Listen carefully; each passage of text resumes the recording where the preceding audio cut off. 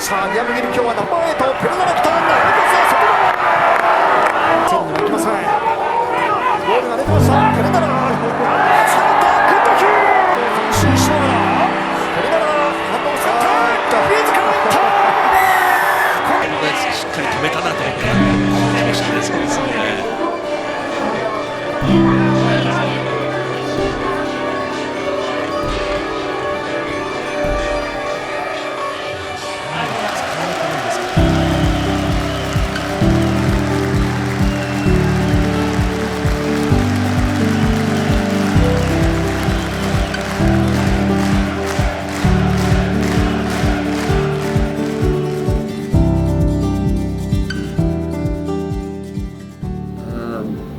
Yep, so my family and I went to Osaka.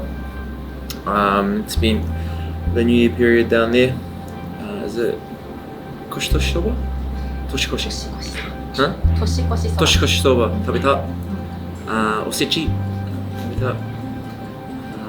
So yeah, I guess those were the two Japanese things that we did. But the New Year itself, we went to USJ, Nematsu, and then the day after we just spent it as a family. We love it here. My family and I are really comfortable where we're living with the club, and it's we felt very welcomed by the club, the players, the management, and it's a place that we now call home. So yeah, we love it. I thought we did a lot of good things last year. We built some of our game plan and laid some foundations for what we want for our future as a club.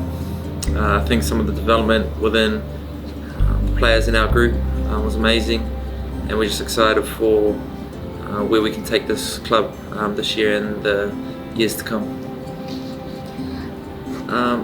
I just look at the team we have, the players that we have, and the coaching staff that we have, and it's a recipe for success, in my opinion. Yeah, there were some learning curves, and we're still going to have some learning curves over the next little while. But the quality players that we have and the coaching that we get as a group, in my belief, is something that breeds success. I think those players have brought back a lot of confidence to our group. When you represent your country and you get higher honours, the confidence that you gain from that is priceless. So seeing those players come back into our environment and lead in their positions, lead our team the way we need them to, has been pleasing to see, and I think again that's only good for our club going forward. My focus points are always to continue to get better. The way that I can best help lead this team is playing my best rugby, first and foremost. So for me, my goal is to be the best player that I can be, and then after that it's how do I help other players be better, how do I help our team be better, but first and foremost, playing well myself. Yeah, I thought we nailed it. We started really well in that game. To be fair, that's something as a club, it's a focus point for us, is the back end of games and being able to close games out, because we didn't do it well last season, and a couple of games this year already we haven't been able to execute in the back end of games. So for us, playing really well at the start is obviously a focus, but when we're in tight games, making sure that we close those games out and go away with wins is the next step for us. Yeah, that was a similar game for us where we're down by 1 point with about 15 minutes to go, and then we're just not executing to the level we need to against a really good team like that, to be able to close it out, and they score 3 late tries. It makes the game on the scoreboard look worse than it was, but for us, again, being able to play really well for longer periods of time is a big focus point for us. If we can be in games to the 65th minute, like we'll take that. If we prepped our week and said we're going to be down 29-28, against Kubota with 15 minutes to go, and we have a chance to win the game, like that's the position we want to be in. So we just need to be better to be with our execution late in games. A lot of our conversation was about our defence in the back end of that game. And I thought we defended well, but again, we're probably in control of that game for 60-65 minutes of it, and then back into the game, a few errors, a few penalties that give Honda a chance to win the game. And for us defensively, we stood up, and yeah, we come away with the win. But like I said earlier, the focus point for us is how can we be more accurate at the back end of games? How can we not allow teams to put us under pressure, and to put the opposition team under pressure in the back end of games is the next development for this group, and where I see us really getting over the line is if we can nail that back end of games, we're going to be a team that's hard to beat.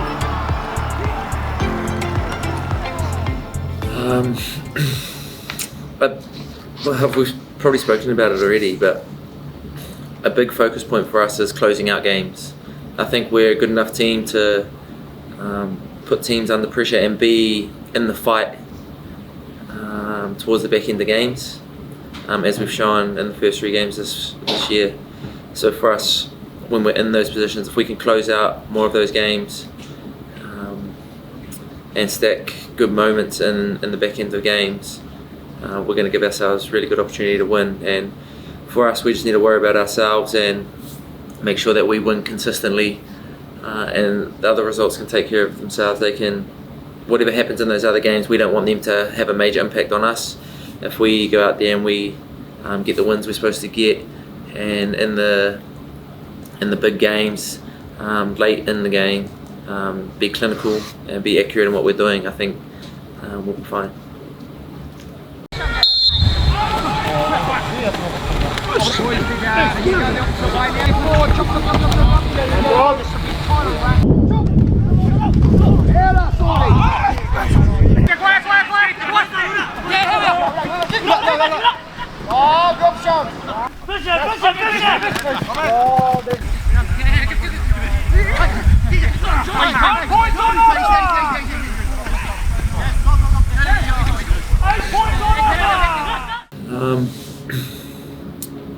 I don't really remember it too much, to be honest. I know Tamba's a great man and a great leader, and when he sort of floated the idea of me being captain, it's something I didn't struggle with, but I believe in order to really be able to lead people, you need to be able to speak to them, and speak to them in their native tongue is something that's really important. And obviously I don't speak Nihongo fluently, so being able to lead a group that's predominantly Nihonjin members without being able to speak the language, I know it's going to be difficult. So a big part of the conversation was making sure that we had the right leaders around me in order to be able to do that. And we have amazing leaders in our environment, and being able to have Matsu especially, who predominantly leads our group. I'm the captain on game day, and I do all those captain duties and lead when I can lead, but I lean on Matsu-san and Ike-san a lot to help lead our group, and having their support has been amazing. So yeah, I don't know if that answers it completely, but yeah, I think it started like way before that for me. Like as a kid,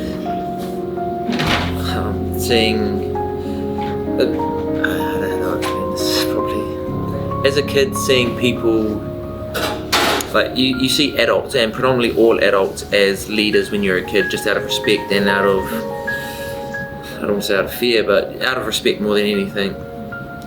You see adults as leaders, and as a kid, my parents always preached that like your word is your bond. If you say you're going to do something, do it. And I held on to that a lot. And then I noticed some adults that I guess looked up to or I thought were leaders would say one thing and then not do them. And like I quickly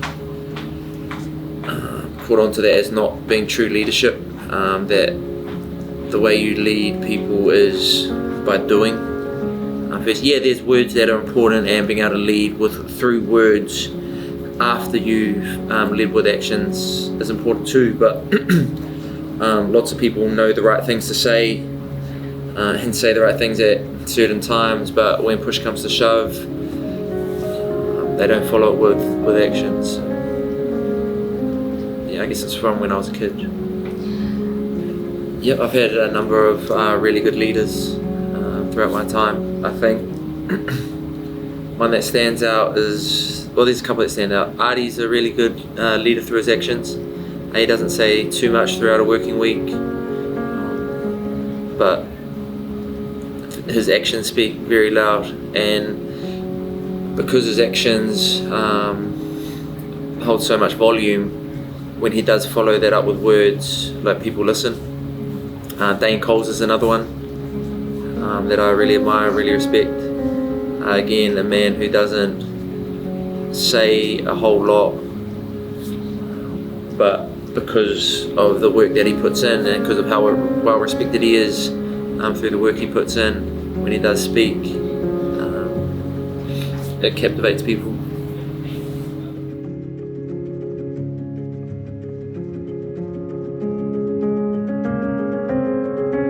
Firstly, thank you for all of your support.